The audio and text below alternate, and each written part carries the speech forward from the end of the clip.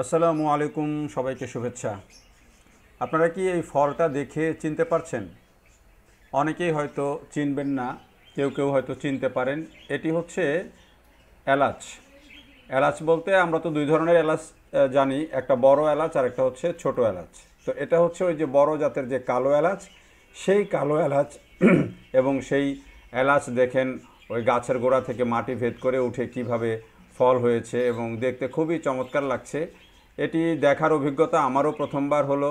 আপনারাও হয়তো অনেকেই দেখেছেন, অনেকেই দেখেন নাই। এই যে এটি দেখেন, এর গাছগুলো হচ্ছে বড় বড় হয় এবং এর নিচ থেকে এই যে এইভাবে মাটি ভেদ করে এসে এই এলাচ ধরে। এবং এই কালো এলাচ কিন্তু বেশ অনেক পরিমাণে হয় এবং বাংলাদেশেও এখন এই কালো এলাচের চাষ হচ্ছে। এই যে ভিডিও আমি করেছি, এই ভিডিওটা হচ্ছে বাংলাদেশের যে মশলা গবেষণা ইনস্টিটিউট বগুড়াতে, সেই বগুড়ার মশলা গবেষণা ইনস্টিটিউটে, এবং আমি যখন ভিডিওটা ধারণ করি তখন এই এলাচ ধরতে শুরু করেছে এবং বেশ প্রায় 1 শতকের মতো জায়গা এটি এই এলাচ চাষ করা হয়েছে এখানে। এবং গাছগুলো বড় এলাচের গাছও কিন্তু বড় বড় হয়। ছোট এলাচের গাছ মানে সবুজ এলাচ যেটি, সেটির গাছ ছোট হয়, ঝাঁকড়া হয়, কিন্তু এই বড় এলাচের গাছ দেখেন অনেক বড় বড় লম্বা উপরের দিকে উঠে যায়। তো এই এলাচের চাষ আমাদের দেশেও এখন ধীরে ধীরে হচ্ছে। সবুজ এলাচের চাষ তো হচ্ছেই, পাশাপাশি এই যে বড় এলাচ যেটি, সেই এলাচের চাষটিও কিন্তু এখন ধীরে ধীরে সম্প্রসারিত হচ্ছে। এলাচ আমাদের দেশে কিন্তু অনেক দামি, যদিও দুটো এলাচের মধ্যে পার্থক্য আছে। ছোট এলাচের বা সবুজ এলাচের যে পরিমাণে দাম, প্রায় 5,500-6,000 টাকা কেজি খুচরা কিনতে গেলে, আর বড় এলাচের দাম কম।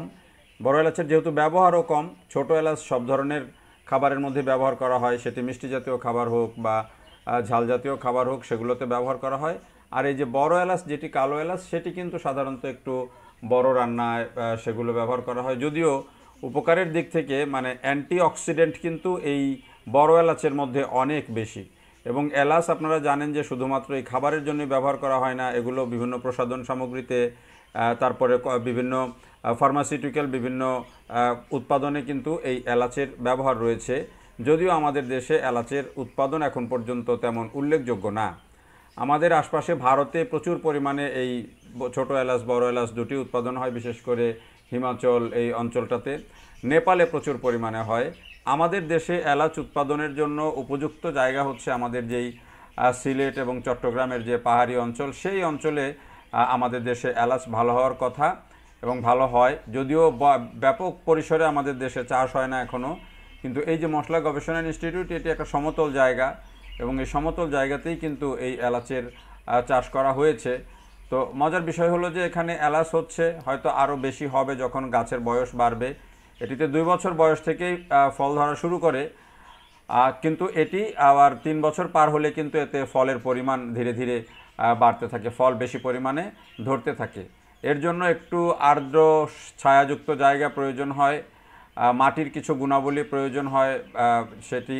এবং এই এলাচ চাষের জন্য আমাদের দেশে কিন্তু উপযুক্ত মাটি আছে, যেটি গবেষকরা বলছেন। তো যদি আপনারও আগ্রহ হয় যে আপনি এলাচ চাষ করবেন, তাহলে আগে এর চাষ পদ্ধতি সম্পর্কে, মাটির গুণাগুণ সম্পর্কে, এটি কিভাবে উৎপাদন করে, যদিও আমার কাছে মনে হলো যে খুব বড় যত্নের প্রয়োজন এখানে নেই, তারপরেও এটি সবসময় পরিষ্কার পরিচ্ছন্ন রাখতে হয় বেডগুলো বা জায়গাটা, এটিতে কি কি যত্ন লাগে, এইসব বিষয়গুলো পরিপূর্ণভাবে জানার পরেই আপনি এলাচ চাষের উদ্যোগ নেবেন। এবং চাইলে আপনি যদি বাণিজ্যিকভাবে করতে চান, সেটিও আপনাকে কিন্তু ভালোভাবে জেনে বুঝেই করতে হবে। যে কোনো ফসলই আপনি করতে হলে জেনে বুঝে করতে হবে। তো এই ভিডিওটা হচ্ছে বাংলাদেশ মশলা গবেষণা ইনস্টিটিউটের থেকে ধারণ করা এবং এমন ফল কিন্তু এখানে হচ্ছে। যারা দেখলেন সবাইকে অনেক ধন্যবাদ।